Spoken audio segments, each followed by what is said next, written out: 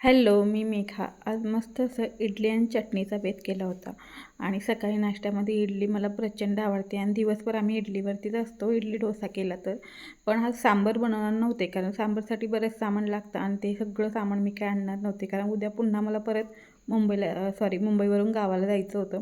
म्हटलं चला जे आहे जेवढं आहे त्याच्यामध्ये बनवू.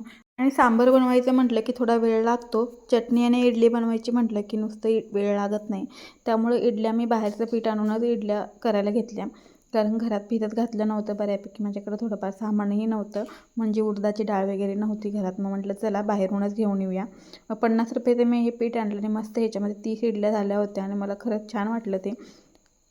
कारण आम्ही मुंबईमध्ये जेव्हा दोघं असतो तेव्हा आम्हाला परवडतं. इथं चटणीसुद्धा करून घेतली. आज चटणीला मी तडका न मारता मस्त असं फोडणी दिली होती आणि थोडी शिजवली होती. मला बघायची होती तशी चटणी कशी लागते, पण तशी चटणीसुद्धा खूप छान लागते.